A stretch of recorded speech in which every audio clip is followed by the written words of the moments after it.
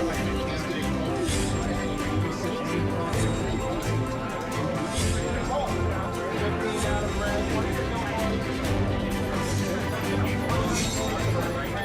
diem, seizing the day for Canadians as we age.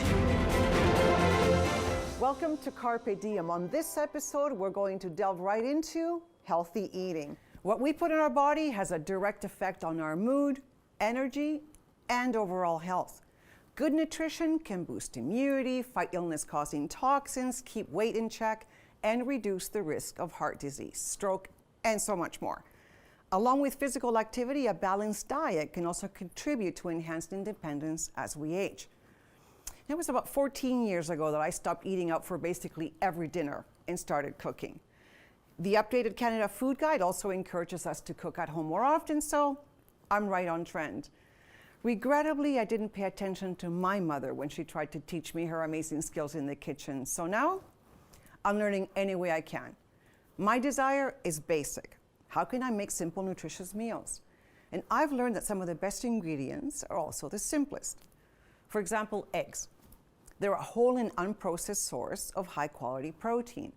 It's important that older adults get enough protein to build and maintain muscle and to keep a healthy immune system. After all, eggs have been eaten by humans for thousands of years.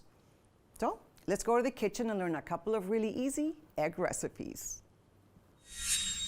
We're finally in the kitchen with Patricia. Hooray. This is my favorite thing to do, is learn about food. Let me ask you, what are the most popular ways to eat eggs? There's honestly endless ways to eat them, and everyone has that favorite way. Scrambled, poached, definitely popular. Once you know these techniques, the sky's the limit on the number of recipes you can make with them. We're gonna basically scramble up an egg with some peppers and cheese in it that we're gonna roll up in a quick breakfast burrito. Just get the 2 eggs in there, and we're gonna use our sophisticated whisk again here, our fork, and you can add that milk as well. So how much is this? That's about 2 tablespoons with 2 eggs. You can use any kind of milk you want. Stir that up quite well. Once that is stirred up, you can add in the chopped green pepper, and then just to taste, you can put in a little bit of salt and pepper. I'm going to give this a quick little mist with cooking oil spray just to reduce the stick-to-itiveness, and yeah, just pour the whole thing in. Ooh. You just turn it down to about medium-low. And then all you do with a scramble, just kind of lightly move it around. Give it a go. I know you got this. This is actually a really nice point, Carmen, to leave it on there and sprinkle on the cheese. Oh. Yeah, just sprinkle that on and spread it around a little bit. So we can take it off, and we're just going to put it into our whole wheat tortilla here. We'll put in a little bit of salsa. Voila. If we slice it, if you want to grab a plate, there you have it. So how do you properly poach an egg? We first of all want to get our water to a simmer. The key with poached eggs is to not only have your water simmering lightly before you start, but to use cold eggs. We're going to crack our egg into a little saucer. The whole egg just goes in there. Perfect. You want to get the bowl nice and close to the water, and then just slip it in there really gently. But yeah, you just leave it in there for about 4 minutes.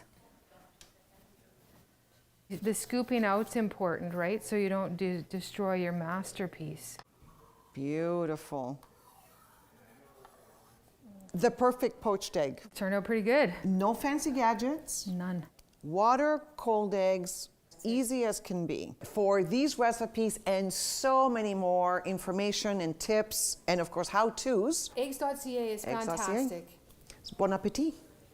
It's perfect. I had so much fun doing that. My snack is a boiled egg with a touch of Himalayan salt. That's it. It's a protein hit that lasts 4 hours, and usually the snack I have before taping this show.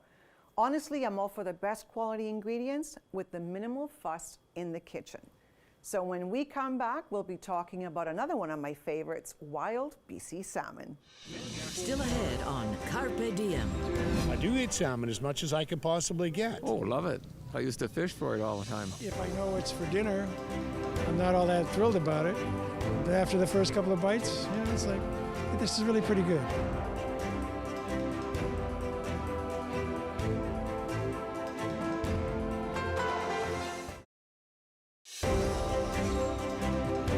Carpe diem. Seizing the day for Canadians as we age. Welcome back. Healthy eating is a lot more than just choosing healthy recipes. It's about choosing natural ingredients that are packed with nutrition. According to a Canadian fisheries study, the most popular variety of fish among Canadians is salmon, with 2/3 of consumers eating it at home in the past 6 months. Here in BC, we're lucky to have a bounty of wild BC salmon. I had the opportunity to speak with a group of experts who know everything there is to know about this delicacy. But first, let's hear what you think about Canada's most popular fish. I do eat salmon as much as I can possibly get. Oh, love it.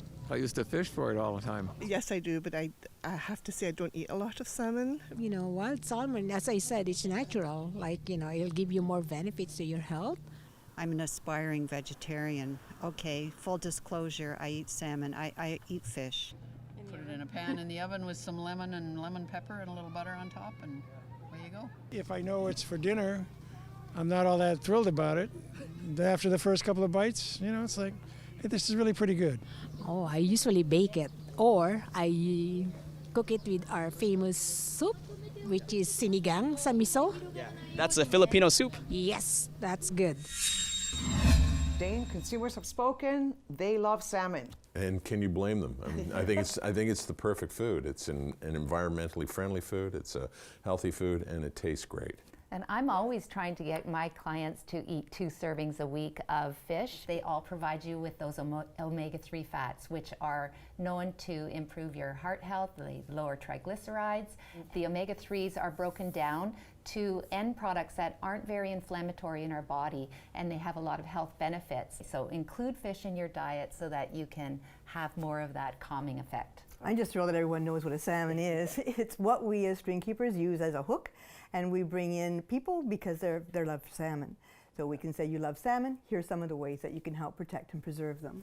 No, it's good. And Dane, you spend your life promoting salmon, catching them, retailing them into the best kitchens in the world. We do. We started out selling our fish locally, and one chef spoke to 3 chefs, and each of those chefs spoke to 3 more chefs, and before too long we're now selling BC wild salmon into Michelin-starred restaurants in markets like Singapore and Hong Kong. Yeah, and I love the fact that we can just go to any market and buy it off of the cooler or the freezer. Well, we have access to the best salmon in the world in BC because of our management and our production systems here. So, okay, you're the expert in salmon. You have it around you all the time. What's your, give us a recipe, an insider scoop. I got to tell you, people ask me all the time, how do you prepare your salmon? Yeah. And when I'm on the boat, I've obviously got access to the best and freshest salmon in the world. I put it in a pan, I put salt and pepper on it, and I'm done. And for friends, what do you make for friends? Well, my wife does that. She's a little more adventurous and a little more creative than I am, and I know that one of her go-to recipes is one that we found some time ago, where you use a combination of maple syrup and bourbon to make a glaze for it. Well, actually, my favorite way to cook things, though, I think is even a tad easier than his. I phone my friend and say we're having potluck, and he brings it on an old family recipe on a cedar plank. Oh, he cooks that's it really very well. traditional. It is. So I think the key message really is that as a consumer, you want to have 2 servings a week of fish as part of a healthy diet, so you get the benefit of the protein, which we know Zoomers, people over 65 need. And I think it's the perfect food. It has low carbon footprint, requires no arable land, is free from pesticides, fertilizers, and other degrading chemicals, including antibiotics, and tastes great. Yeah. And there's so many varieties. We have, of the 5 species, each one has a completely unique taste profile, different fat content, different coloration. So there's almost an endless number of options for people who want to try salmon. I eat a lot of salmon. My no time to cook recipe is simply a little drizzle of olive oil, sprinkle of salt, and into our 450-degree oven for about 12 minutes or so. It's important not to overcook it. No matter how you eat it, fresh, frozen, or canned, it's packed with nutrition. Just make sure that what you're buying is wild BC salmon. Of course, not all of us eat meat or fish. So when we come back, we're going to be talking about a natural Plant-based powerhouse, legumes. Still ahead on Carpe Diem. The act of soaking actually starts the germination process. So now these seeds that are dormant then becomes young plants.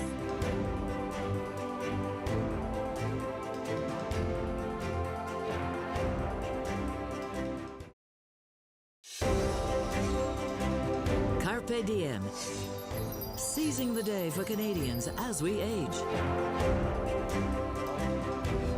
Welcome back. We're on a quest to find out all we can about healthy eating.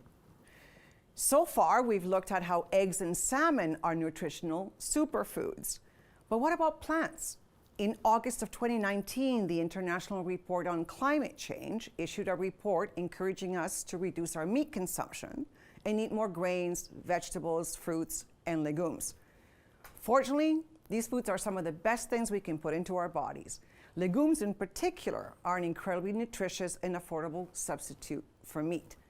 Beans, lentils, peas, chickpeas, they're all delicious and packed with healthy protein. I had a chance to speak with nutritionist Jolia Fung, and it's all about legumes. Legumes are actually filled with minerals, packed with fiber and protein. It's really great for people that are vegan, vegetarian, plant-based, because this is primarily what their diet looks like. It's really important for these people to realize that actually there are anti-nutrients in these types of foods. So think of it as like a protective layer around these seeds. These protective layers, these anti-nutrients, when we eat it, we actually are not able to assimilate a lot of the nutrients from it just because of this protective layer around it. So a way to combat that and really release those amazing nutrients from these types of foods is by soaking and sprouting. So when you're soaking, for example, beans, the act of soaking actually starts the germination process. So now these seeds that are dormant then becomes young plants. So when you actually create and start this germination process, you're actually kind of expelling or creating all of these nutrients that are within these seeds itself. So when you eat it, you're getting a lot more nutrients from them. So we're seeing, a 30% increase in protein, over 100% in insoluble fiber, which is really, really important, especially as we age, because of diarrhea or constipation problems that we often see. So it really, really packs a punch in terms of really soaking and sprouting and increasing these nutrient densities in these foods. So I've heard about soaking. I know that, in Europe, we eat a lot of these beans and garbanzos and things like that. So you soak them overnight. Now you're going one step beyond. What do you mean by sprouting? So you start the process by soaking first overnight, and that really starts the germination process. But you take that one step beyond that, and you actually sprout it. You rinse it a couple days in water, and then you drain it. And you do that process maybe 2 to 3 times a day for about 2 to 7 days, depending on what you're trying to germinate and sprout. And then what you will get is the seed with a little tail at the back. So this is when you know that it has been sprouted, and when you know that this is really packed with the nutrients and it's become a small little plant with lots of nutrients and protein and fiber for you to uptake. That's amazing. And that can be cooked like the recipe calls for. Exactly. So one thing to really caution, though, for elderly people or anybody with a compromised immune system, is that these sprouts are best to be eaten cooked. Sometimes people like to eat them raw, but it is because it is you germinating it, and it may be some bacterial buildup. So you really don't want to take that risk of getting some type of infection. So making sure that you're eating them cooked. You can, really cook them the way that you normally do. You can also make them into a paste, spread it on your sandwiches, crackers, vegetables. You can top them on top of your soups, making sure that they are cooked down first though, adding them to stews, really anything. It's so versatile, and it's really packed in such great nutrients. There you go. How to eat well on a budget. There's no excuse not to eat well other than just perhaps the fear of cooking, right? Yes, fear of cooking. But you know what? Cooking healthy can be so simple. And I know that everyone can do it. Yeah, I'm learning how. So thank you, Jolia, for your good advice. And I look forward to more.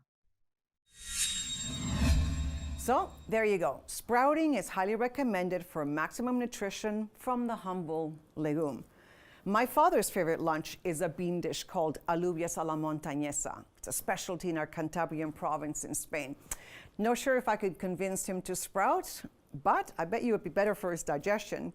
After the break, my colleague Dean Atwell and I are heading out to the coastal waters, and we're going fishing for spot prawns. Still ahead on Carpe Diem. That's what it's all about, right? This is what all the noise is about. All the frenzy. That little guy right there.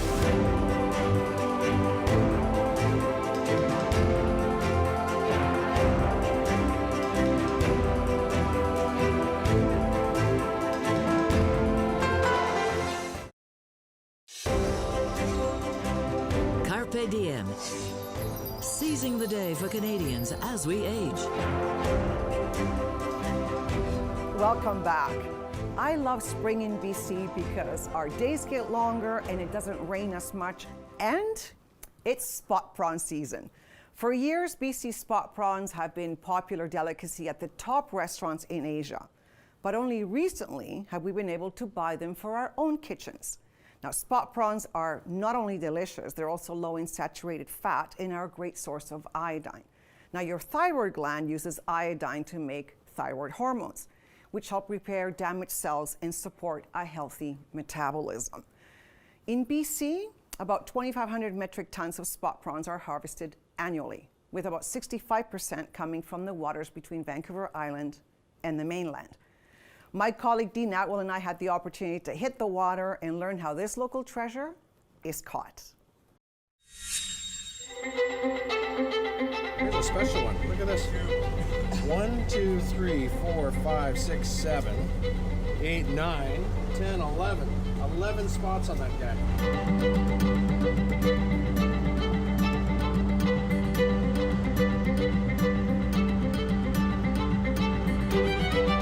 Today, we're here off the beautiful BC coast with Organic Ocean to learn a bit more about spot prawns.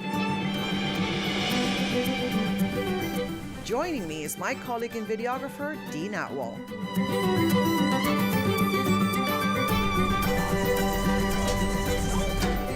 leave False Creek, Fisherman's Wharf next to Granville Island every morning about 6 a.m. We're back in around 1 p.m. with hopefully a load of big, beautiful spot prawns.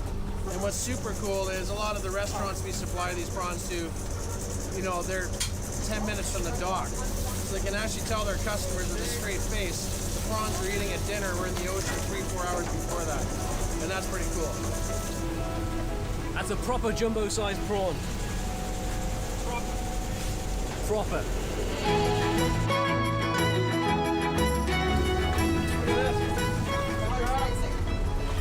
There you go, Carmen. Oh, there's crabs in here. We got a little jellyfish on the top here.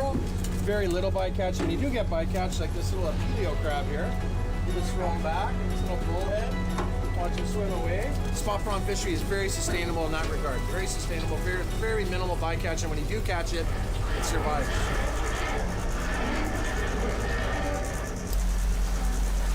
They start out as males and transition to females over the course of their lifespan. So when you start to pick up more males, that means the spot's getting younger and you need to close it down.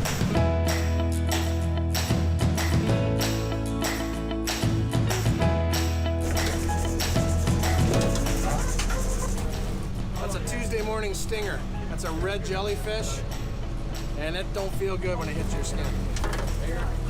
You ever been hit by one of those? A couple times. Many times.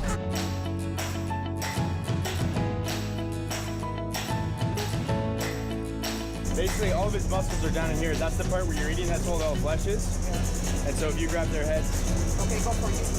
Okay. Come on, you gotta grab one at least. Grab one, grab one. Okay, grab his head up here. Okay. Yeah. Nice. In the bucket.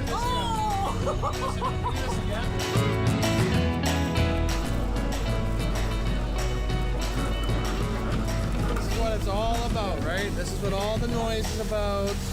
All the frenzy. That little guy right there. You're gonna have breakfast. raw? Straight up. Okay. I can taste the ocean in there. It's so sweet. I've never had that before. That's a first. I would do it again. Captain Steve, I would do that again.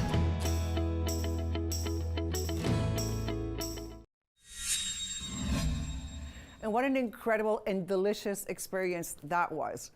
You know, Captain Steve Johansson was one of the first commercial fishermen to bring spot prawns into BC markets. And thanks to him and his colleagues, we can now enjoy fresh, local, sustainable prawns every spring. So there you go. In this episode, we've learned how you can add eggs, salmon, prawns, and legumes to your diet to stay healthy and treat your body right. If, like me, you want to maximize flavor in your meals, get quality ingredients. And I eat a very healthy and natural way because after years of eating out, my body just needed a break. And years ago, I stripped my diet down to simple, natural foods, and the change I felt in my body was truly remarkable. I felt lighter, healthier, and was able to finally kick the tumps. And that's the show. If you'd like to see a conversation happen here, please get in touch. And remember, as our Carpe president, Moses Neimer, always says, the best way to keep going is to keep going. So carpe diem and seize your day.